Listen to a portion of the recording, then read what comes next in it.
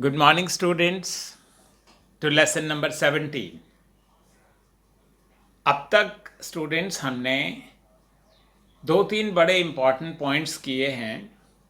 एक था how to find potential at a point, दूसरा था potential energy of a system of charges, और उसके बाद जो मोस्ट इम्पॉर्टेंट क्वेश्चन था वो था गॉसेस थ्योरम और उनके कई सारे एप्लीकेशंस जो एग्ज़ाम में बार बार आते रहते हैं। आई होप स्टूडेंट्स आपने रजिस्टर बनाया हुआ है और उसमें उन क्वेश्चंस और उनके आंसर्स आप लिख रहे हैं। उन चीज़ों को जोर जोर से बोल के आप पढ़ रहे हैं और जो मैथमेटिक्स इन्वॉल्व है उसको लिख लिख के देख रहे हैं। ये बहुत ज़रूरी है because as the subject matter progresses फिर आपको ऐसे लगता है कि ये इतना सारा काम इतने कम टाइम में कैसे हो पाएगा। Of course it can not be done in a very short time.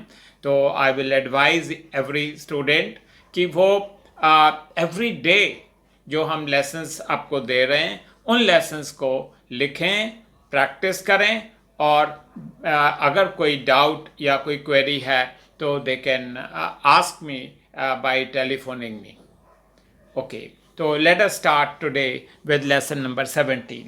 इस लेसन नंबर 17 में आज हम कैपेसिटेंस के बारे में पढ़ेंगे और ये भी पढ़ेंगे how to find the energy stored in a charge capacitor. तो दो तीन डेरिवेशंस इसमें हैं जो कि बहुत ही ज़्यादा इम्पॉर्टेंट हैं। तो let me now begin with the first question कि define the capacitance of a capacitor.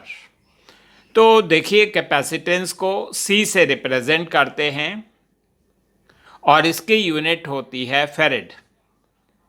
The formula for capacitance is Q/V।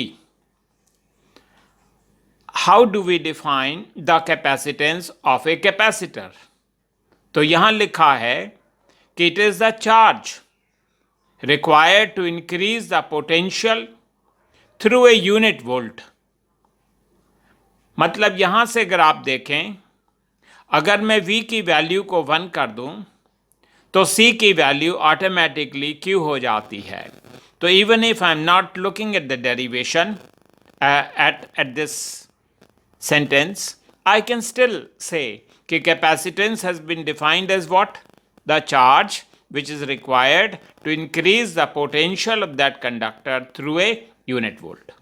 आपने ठीक सुना था कि जो यूनिट है कैपेसिटेंस की वो फेरेड है, लेकिन न्यूमेरिकल्स में you would find terms like microfarad and picofarad. ये स्टूडेंट्स याद कर लें। माइक्रोफेरेड का मतलब है इट इज़ 10⁻⁻⁶ ऑफ ए फेरेड और पिकोफेरेड का मतलब है 10⁻⁻12 ऑफ ए फेरेड। तो ये दोनों चीज़ें बड़ी इंपॉर्टेंट हैं। तो जब भी आप सब्स्टिट्यूशन करें फार्मूले में तो see to it that the unit gets converted into farad. Then we want to discuss कि 1 फेरेड कैपेसिटर कौन सा कैपेसिटर होता है। ये वो कैपेसिटर होता है जिसका पोटेंशियल इंक्रीज कर जाता है बाय 1 वोल्ट जब एक charge of 1 coulomb is given to it. तो 1 farad is the capacitance of that capacitor whose potential increases by 1 volt when a charge of 1 coulomb is given to it. तो इसका मतलब सिर्फ यही है कि ये जो 1 फेरेड वैल्यू है कैपेसिटेंस की, ये बहुत ही लार्ज वैल्यू है। इसलिए जो नॉर्मल कैपेसिटर्स होते हैं उनकी वैल्यू माइक्रोफेरेड या फिर पिकोफेरेड में होती है।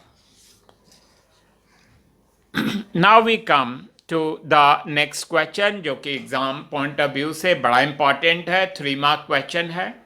ये क्वेश्चन है कि show that the capacitance of a parallel plate capacitor is given by epsilon naught A divided by D।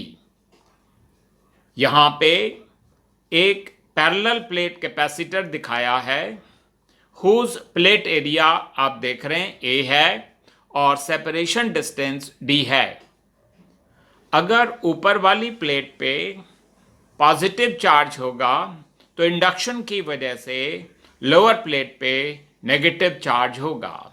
Late the potential difference between the two plates be called V।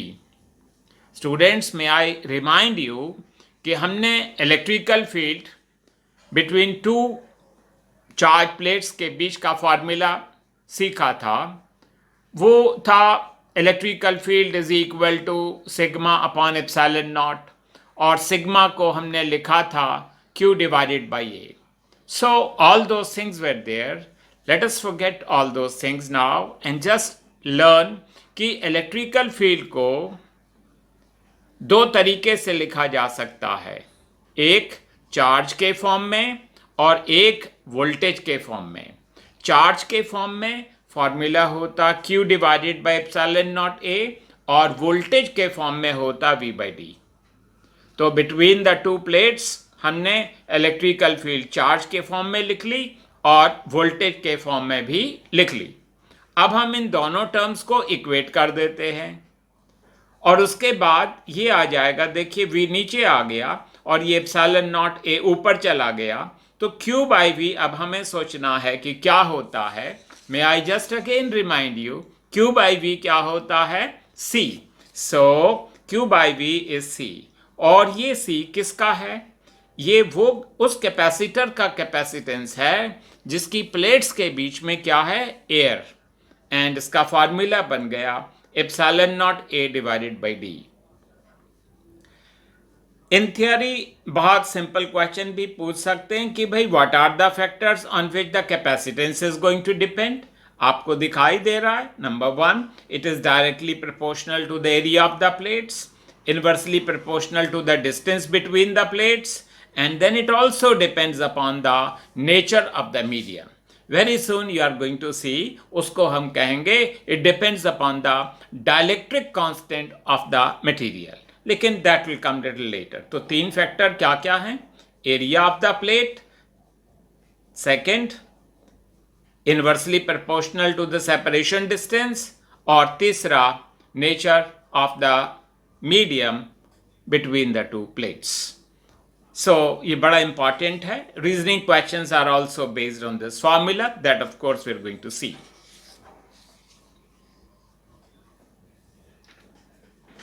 इस question में ही says which graph represents the capacitor whose capacitance is C1। May I explain the diagram. पहले यहां पे एक capacitor दिखाया है with plate area A, separation distance D। एक दूसरा दिखाया है with plate area A and separation distance 2D। पहले का कैपेसिटेंस C1 है, दूसरे का कैपेसिटेंस C2 है। अभी हमने स्टडी किया कि जो कैपेसिटेंस का फॉर्मूला होता है वो होता है epsilon naught A divided by D। इसका मतलब ये हुआ कि इन दोनों केसेस में एप्सिलॉन नॉट सेम है, मीडियम सेम है, एरिया की वैल्यू भी सेम है। मतलब ये हुआ कि जो कैपेसिटेंस है वो इन्वर्सली प्रोपोर्शनल है सेपरेशन डिस्टेंस के। मतलब जिस केस में सेपरेशन डिस्टेंस कम होगा उस केस में कैपेसिटेंस ज़्यादा होगा। We could have done it directly but I have written the formula and I am telling you कि C1 की value is greater than C2। तो ये मैथमेटिक्स करके हमने ये पता लगा लिया कि C1 की वैल्यू ज़्यादा है देन C2। अब ये जो ग्राफ दिया है ये ग्राफ है between the charge versus the voltage. तो दो ग्राफ्स हैं ये A एंड B। देखिए फिजिक्स में जब भी कोई ग्राफ ऐसे दिया हो तो उसमें सबसे पहले हमें स्लोप निकालने की कोशिश करनी चाहिए। क्या मतलब?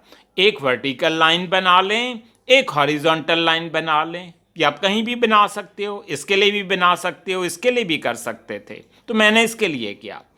ये लाइन पैरेलल है टू चार्ज तो मैंने Q लिखा, ये लाइन पैरेलल है टू द वोल्टेज इसलिए भी लिखा। स्लोप होता है tan थीटा, स्लोप होता है vertical divided by the base Q by V। Remember Q by V क्या था? Q by V, let me show you again today. Q by V is called C. So Q by V is called C. मतलब slope of the line represents the capacitance. I'm just going to do a reading. Slope of the line A दिखाई दे रहा है is large. इसलिए capacitance भी large होगा. इसलिए जो ग्राफ ए है it must represent C1. Okay, late us start with the next question now. ये है कि show that the capacitance of A spherical capacitor is 4 pi epsilon not into R. तो dear students, आप ये diagram देखें. ये एक स्फीयर है ऑफ रेडियस R और इस पे जो चार्ज है वो कैपिटल Q है. हमें इस स्फीयर का कैपेसिटेंस निकालना है.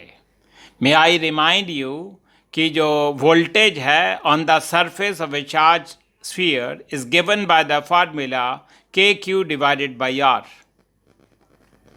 तो हमने इस Q को नीचे लाना है और K की जगह लिखना है 1/4 पाई एप्सिलॉन नॉट और उसके बाद V by Q को उल्टा कर देना है. तो Q by V will become 4 pi epsilon not into R.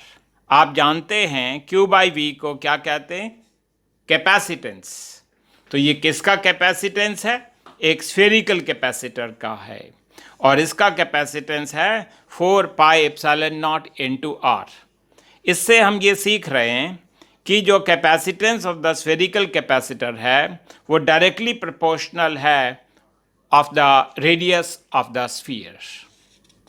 तो ये फॉर्मूला बहुत ज़्यादा इंपॉर्टेंट है. In one another important question हम इसको यूज़ करेंगे. In the next question we have to find the ratio of the charges finally present on the two spheres.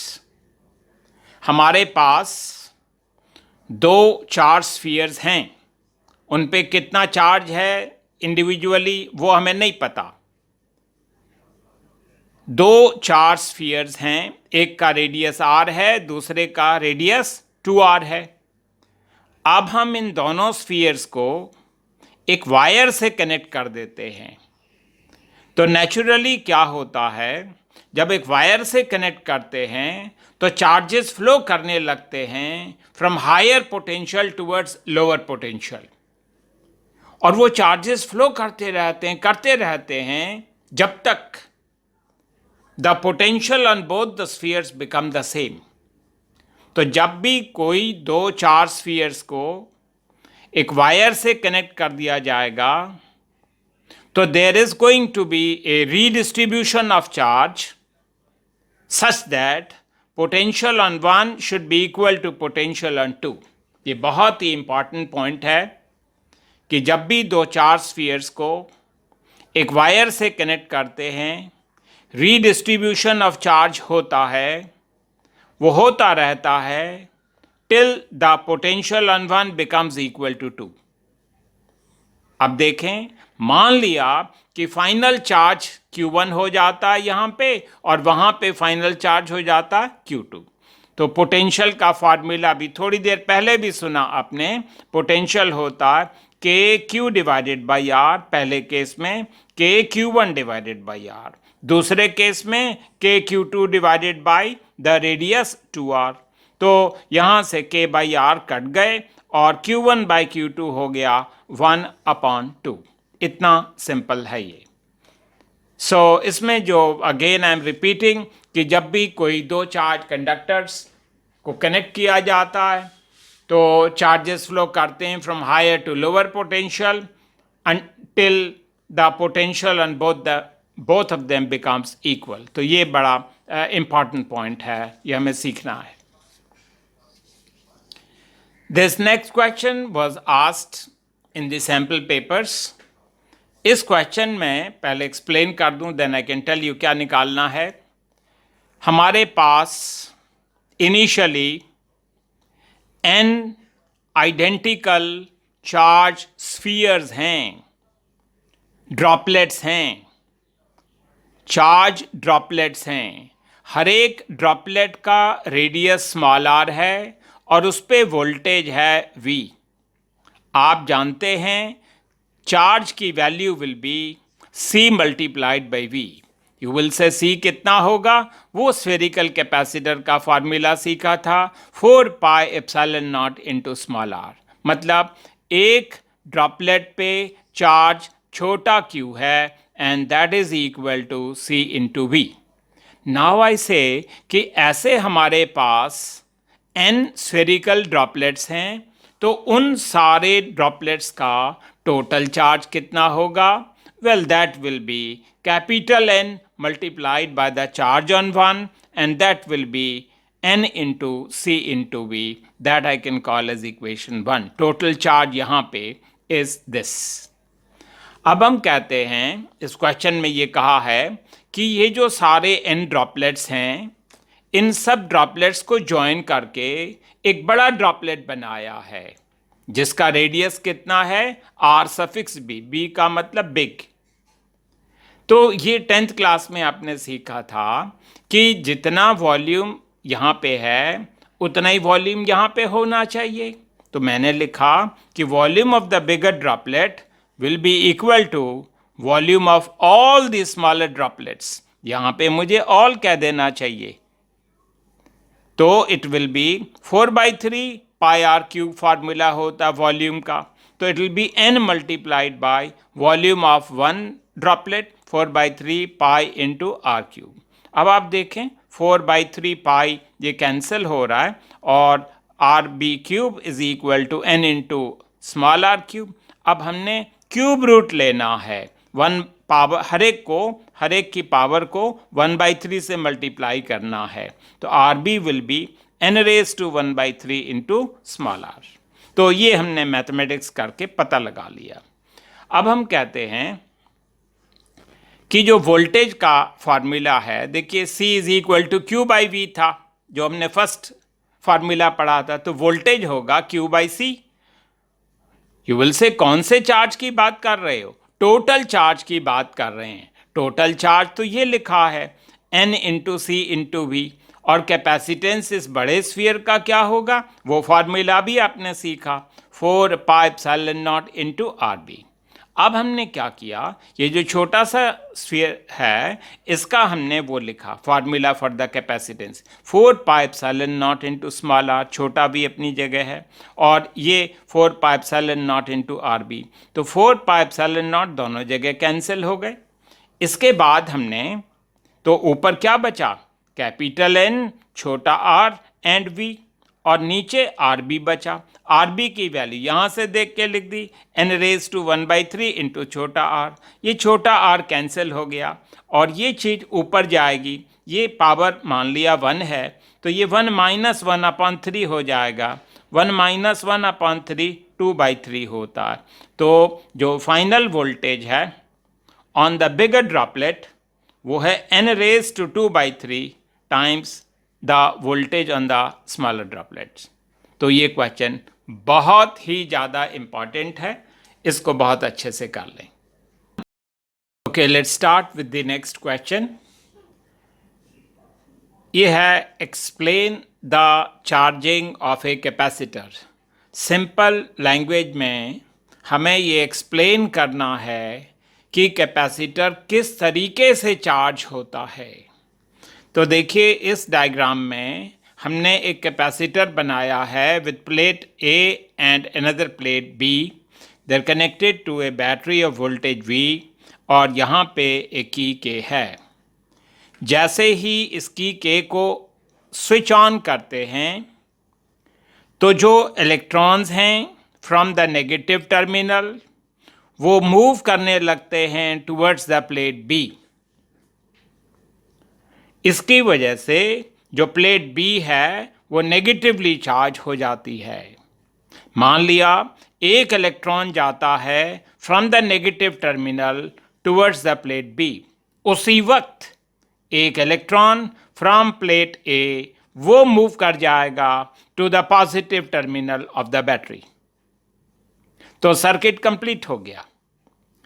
तो जैसे जैसे इलेक्ट्रॉन्स प्लेट बी पे डिपॉजिट होने लगते हैं, वैसे वैसे जो प्लेट ए का पोटेंशियल है वो इंक्रीज करने लगता है, पॉजिटिव पोटेंशियल इंक्रीज करने लगता है। तो इनिशियली तो कैपेसिटर बहुत तेज़ी के साथ चार्ज होता है और बाद में फिर जो रेट ऑफ चार्जिंग है वो कम होता चला जाता है।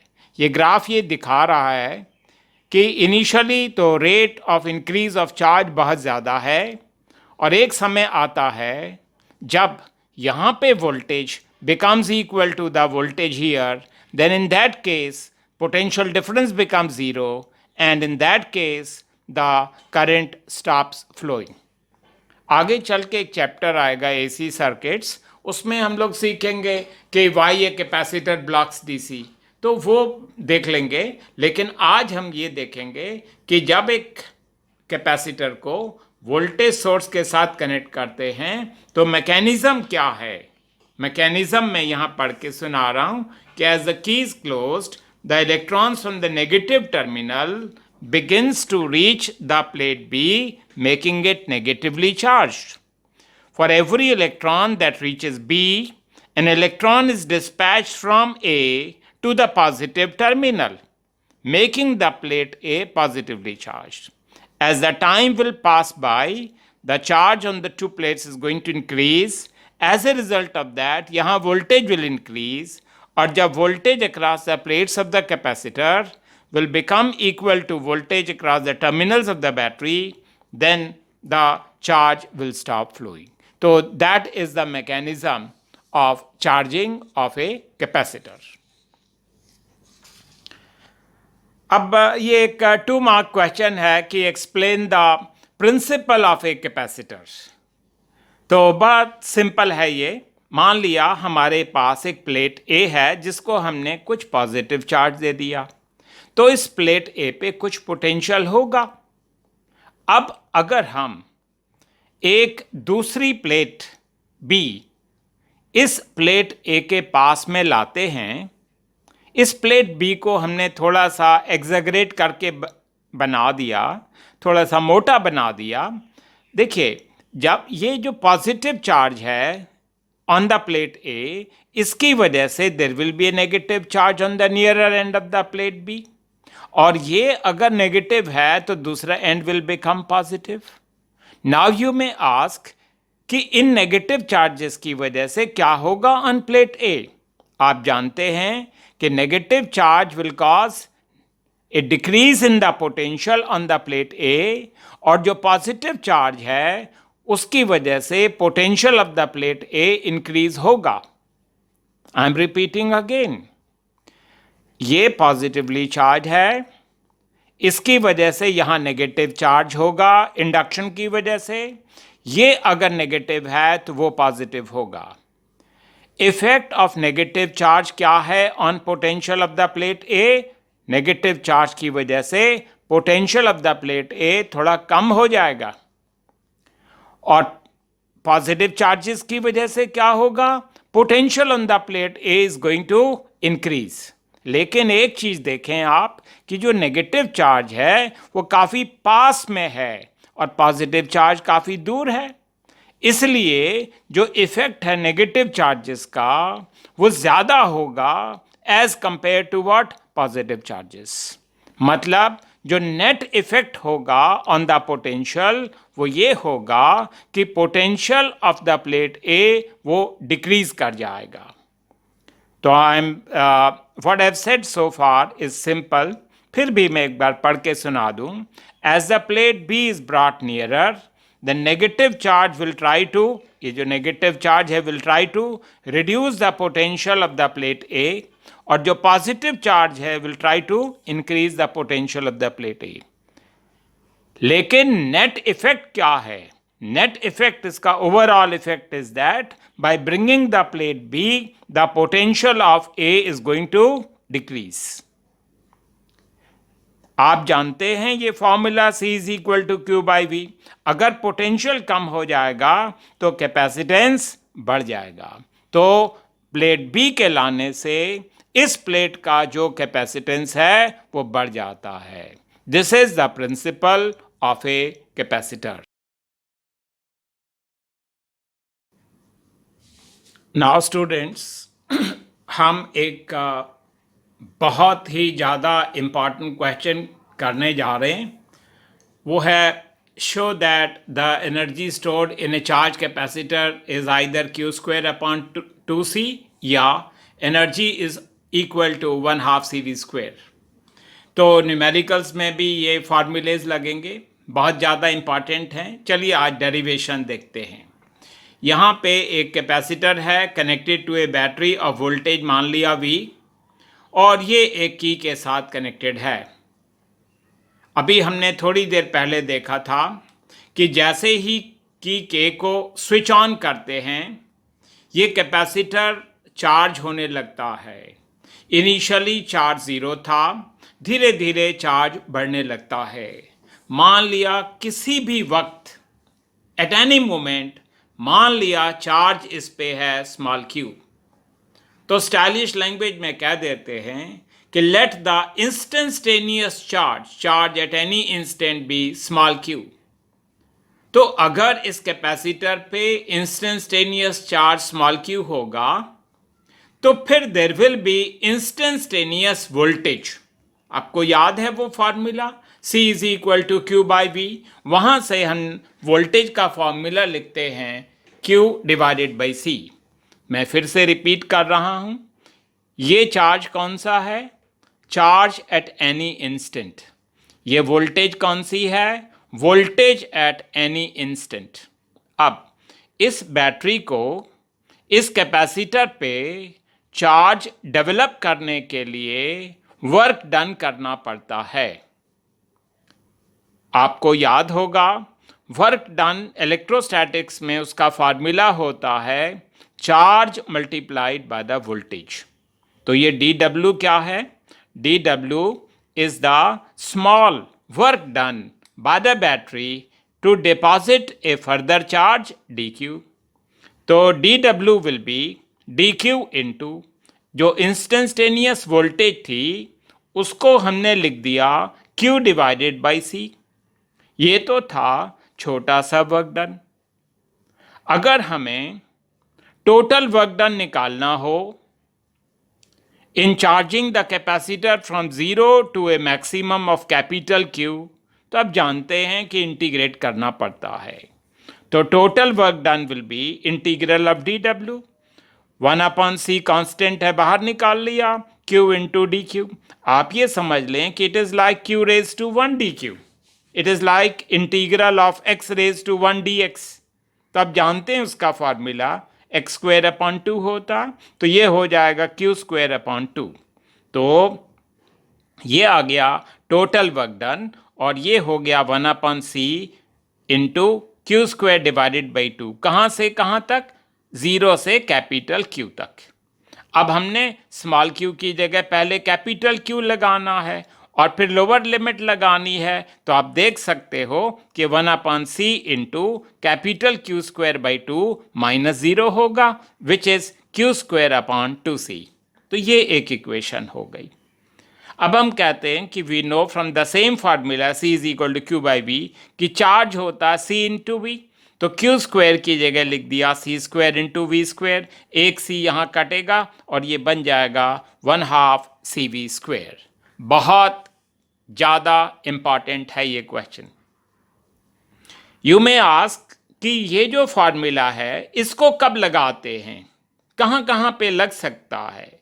इसको वहाँ लगाया जाता है जहाँ पे चार्ज कांस्टेंट हो। इसको कहाँ लगाते हैं? समझ गए होंगे, इसको वहाँ लगाते हैं जहाँ वोल्टेज कांस्टेंट है। तो दो फार्मूलेज आपने सीख लिए कि energy stored in a charge capacitor Q square divided by 2c होता है, और इसको वहाँ लगाया जाता है जहाँ चार्ज कांस्टेंट है। दूसरा फार्मूला सीख लिया कि एनर्जी होता 1/2 CV स्क्वायर, और इसको वहाँ लगाया जाता है जहाँ वोल्टेज कांस्टेंट है। सो बहुत इंपॉर्टेंट है स्टूडेंट्स, इसको काइंडली अच्छे से कर लें। Let us now go to the next question, जिसमें है कि draw the graph showing the variation of energy versus capacitance. कब? When the battery remains connected और दूसरा when the battery is disconnected. तो दो अलग अलग केसेस हैं। ये हमें सीखना है कि जब तक बैटरी लगी रहेगी with the capacitor voltage constant रहेगी, और जब हम बैटरी को हटा लेते हैं फ्रॉम द कैपेसिटर तो जो भी चार्ज उस कैपेसिटर ने स्टोर कर लिया है वो चार्ज उसके साथ कांस्टेंट रहता है। तो अब इसको फिर से मैं रिपीट कर रहा हूं कि जब बैटरी विल रिमेन कनेक्टेड तो क्या चीज कांस्टेंट रहेगी? Voltage.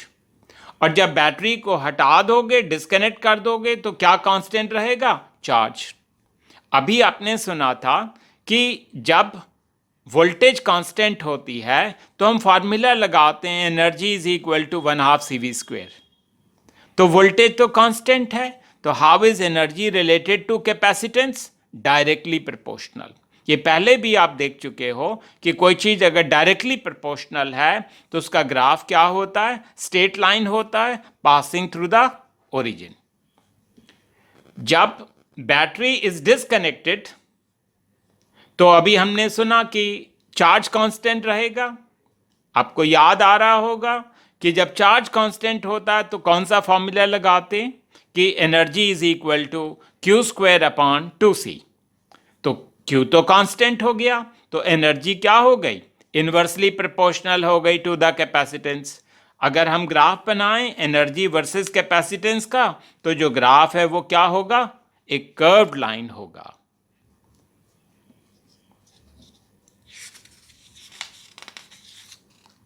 So that was all in this, and thank you for watching the video. Thank you.